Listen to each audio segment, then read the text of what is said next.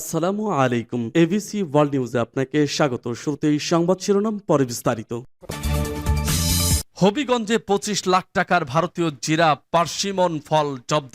হবিগঞ্জের মাধবপুরে অভিযান চালিয়ে ১৫৬০ কেজি ভারতীয় জিরা ও ৭০০ কেজি পার্সিমন ফল জব্দ করেছে বিজেপি, যার আনুমানিক বাজার মূল্য ২৫,৪০,০০০ টাকা। বুধবার রাতে এক প্রেস বিজ্ঞপ্তিতে বিজেপি এ তথ্য জানায়। বিজ্ঞপ্তিতে বলা হয়, উপজেলার ঢাকা সিলেট মহাসড়কের মুক্তিযুদ্ধ চত্বর এলাকা দিয়ে একটি চোরাচালান যাচ্ছে এমন সংবাদের ভিত্তিতে সেখানে আগ থেকেই তৎপর ছিল তারা। চোরাচালানের ভারতীয় পণ্য ভর্তি মিনি ট্রাকটি মুক্তিযুদ্ধ চত্বরে পৌঁছা মাত্র সেটি জব্দ করা হয়, যদিও এ সময় কাউকে আটক করা যায়নি। মালামাল জব্দের পর সেগুলো হবিগঞ্জ জেলা কাস্টমস অফিসে জমা দেওয়া হয়েছে বলেও জানায় বিজেপি।